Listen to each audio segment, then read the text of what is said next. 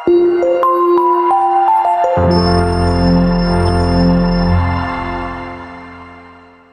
वालेकुम मेरे बेटे। तो मैं आपका रुफीन सर आपके सामने जैसा कि वादा किया था, आई will be solving each and every problem of इरोडो। कुछ बच्चों के दिमाग में क्वेश्चन होगा, सर हम नीट के स्टूडेंट्स हैं, नीट के एस्पायरेंट्स हैं, जेई के लिए प्रिपेयर कर रहे हैं, आपने इरोडो ही क्यों स्टार्ट की? बेटे, this book challenges lot of students, और बच्चों को लगता है कि मुश्किल किताब है। मैं जो ये स्टूडेंट्स के जहन में ये जो वहम है, स्टूडेंट्स के जहन में ये जो खदशा है कि ये किताब टफ है, नहीं है बेटे।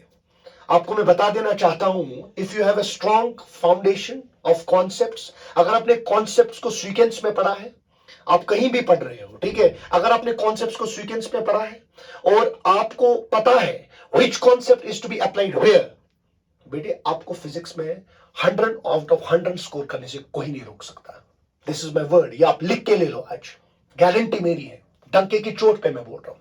100 out of 100 you can score in physics, whether that is JEE, whether that is NEET, or whether that is any other competitive exam. इसीलिए वजह है, मैंने यही वजह सोच के ये बुक उठाई है, ताकि जितने भी मुझे बच्चे देख रहे हैं आउट देयर, उनके जहन से, उनके दिमाग से फिजिक्स का डर भाग जाए। It is it's cakewalk for you once you understand the concept, and you will fall in love in this.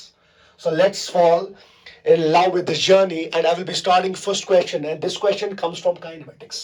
This is a problem of kinematics, मेरा बट्टा, kinematics। अगर आप देखोगे, पहले सॉल्व करने से पहले रुफीन सर के दो चीजें आप याद रखोगे। These are two golden rules to solve every problem of physics. जब भी क्वेश्चन पढ़ोगे, पहले क्वेश्चन को बाय पार्ट्स पढ़ो। अगर क्वेश्चन बड़ा भी है, उसको डिवाइड करो पार्ट्स में and try to comprehend the question. उसके बाद रूल नंबर 2, इस क्वेश्चन को ट्रांसलेट कीजिए डायग्राम में। जब आप क्वेश्चन को ट्रांसलेट करते हो ना डायग्राम में, 50% क्वेश्चन उधर ही खत्म हो जाता है, and rest 50% that becomes a formality then. So let's try to study the question. There's a motorboat, it's going downstream, over comes a raft. Raft is a log of wood, एक छोटा लकड़ी का जो पीस है, suppose it is floating in water, it is at point A. So मेरे बेटे, मेरे पास यहाँ पे water flowing condition में है, तो let's have water flowing like this. What is flowing like this? Velocity of flow, let us suppose I will keep it u. इसमें मेरे बेटे हमने क्या किया है, हमने इसमें मोटर बोट रखा है। Suppose this is a small motor boat. Motor boat obviously चल रहा होगा पानी में, because it's mechanized by motor. Motor boat का नाम क्यों है motor boat? It's run by motor. इसकी अपनी वेलोसिटी होगी v, और ये डाउनस्ट्रीम जा रहा है। डाउनस्ट्रीम का मतलब क्या होता है मेरे बेटे? In the direction of flow. Upstream होगा against the direction of flow. Obviously जो ये मोटर बोट की वेलोसिटी होगी ना v, it will be obviously with respect to flow, क्योंकि ये मूविंग फ्रेम में है, पानी में, पानी जो है वो फ्लो कर रहा है। ओके, यहां पर एक छोटा सा राफ्ट होगा, एक छोटा सा लॉग होगा वुड का। Let's call this point as A. मुझे कोई बताएगा राफ्ट की वेलोसिटी क्या होगी? ऑब्वियसली राफ्ट की भी वही वेलोसिटी होगी। चलिए दूसरा पार्ट देखिए क्वेश्चन का। आफ्टर 60 मिनट्स, 1 घंटे के बाद मेरा बेटा ये रिटर्न करता है, it turn back, after some time it turns back and it meets the same raft. जब 1 घंटे के बाद मेरे बेटे, सपोज 1 घंटे के बाद ये यहां तक चला था, 1 घंटे के बाद 60 मिनट के बाद ये अपना पाथ रिवर्स कर रहा है। जब ये अपना पाथ रिवर्स करेगा मोटर बोट, राफ्ट भी तो चला होगा ना मेरे बेटे? हाँ सर, बिल्कुल चला होगा। ये पहुंचा होगा ए डैश पॉइंट पे। ओके, कितना चला है? 6 किलोमीटर चला है from point A, 6 kilometre. Okay, I have to get the flow velocity. मुझे फ्लो की वेलोसिटी निकालनी है, किस वेलोसिटी से रिवर फ्लो कर रहा है। Assuming the duty of the engine to be constant. Sir ये क्या ड्यूटी है? ये भाई साहब वो ड्यूटी नहीं है जो पहरेदारी कोई भी बंदा करता है। Duty of engine means engine is in working condition, engine continuously move कर रहा है, it has not stopped anywhere, then the situation will be different. So मैं इस क्वेश्चन को 2 तरीकों से कर सकता हूं, राधा 3 तरीकों से कर सकता हूं, बट मैं हमेशा बच्चों को क्लास में भी बोलता हूं, वही सोल्यूशन मेरे बेटे सबसे इफेक्टिव होता है, सबसे स्मार्ट होता है, जिसमें टाइम सबसे कम लगेगा। तो मैं कैसे वो सोल्यूशन दिखाऊं which will not be smart? So कैसे किया जाए मुझे बताइए। जब ये मोटर बोट जाएगा डाउन स्ट्रीम, ठीक है, I will be solving the question from river frame. मैं इस क्वेश्चन को सॉल्व करूंगा रिवर फ्रेम से। इसका मतलब, रिवर फ्रेम का मतलब क्या है? ऑब्जर्वर को मैंने बेटे कहां पर रखा है? मैंने पानी में रखा है, ऑब्जर्वर को पानी में रखा है। पता है क्यों रखा है ऑब्जर्वर को पानी में? क्योंकि जो ऑब्जर्वर मैं पानी में रखूंगा ना, उसकी velocity with respect to water कितनी होगी? 0। उसके लिए फ्लो ही नहीं करेगा ये, क्योंकि वो खुद पानी में है, पानी फ्लो कर रहा था विद वेलोसिटी u, तो उसकी भी तो वेलोसिटी u होगी, तो रिलेटिव वेलोसिटी पानी के हिसाब से तो 0 होगी, पानी के हिसाब से वो रेस्ट पे होगा। सर मुझे एक और पॉइंट समझ आया कसम से, एक और पॉइंट मुझे चमका दिमाग में। अगर आपने पानी में ऑब्जर्वर को रखा है, अगर उसकी वेलोसिटी पानी के हिसाब से 0 है, उसकी वेलोसिटी राफ्ट के हिसाब से भी 0 है सर, क्योंकि उसके हिसाब से राफ्ट भी रेस्ट में है, क्योंकि राफ्ट भी चल रहा था फ्लो के हिसाब से। जब वो खुद फ्लो में है, जब वो खुद पानी में है, ऑब्वियसली उसके लिए पानी की स्पीड नहीं होगी, फ्लो की स्पीड नहीं होगी। सर ये तो आसान क्वेश्चन बन गया। फिर मुझे बताइए, इन river frame what is velocity of motor boat? Motor boat की वेलोसिटी जो है that is v, that is v। मुझे बताइए, अगर मेरे बेटे मोटर बोट 1 घंटा डाउनस्ट्रीम जाता है, फिर अगर इसको वापस राफ्ट पे मिलना है, राफ्ट को मिलना है, इसको कितना टाइम लगेगा अपस्ट्रीम में जाने के लिए? अगेन यही 1 घंटा।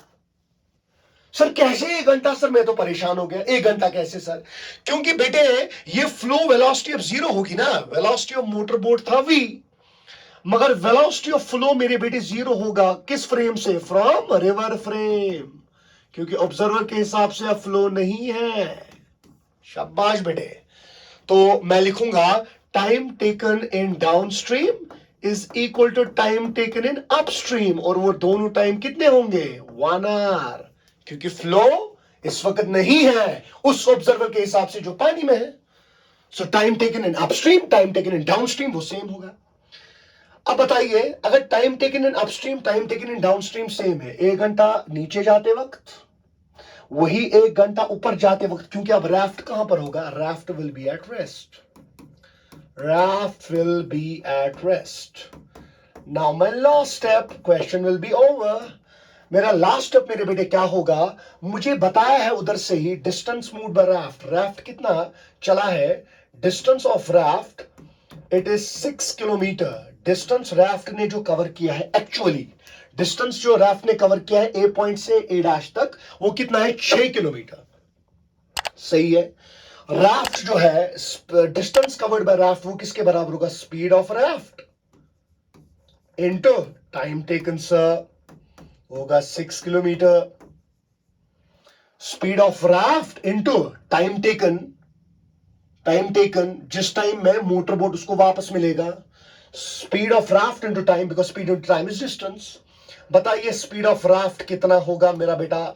6 divided by total time 2 kilometre, 2 hours होगा। Sorry, how? क्योंकि जाने का टाइम भी 1 घंटा, आने का टाइम भी 1 घंटा, क्योंकि मोटर बोट कब राफ्ट को मिलेगा? जब ये वापस आएगा। तो जाने के वक्त भी 1 घंटा, आने के वक्त भी 1 घंटा, क्योंकि मैंने माना था मेरा ऑब्जर्वर रिवर फ्रेम में है, तो अपस्ट्रीम का टाइम और डाउनस्ट्रीम का टाइम सेम होगा। हाँ, अगर मैं ग्राउंड फ्रेम से सॉल्व करूंगा question, then situation will be different.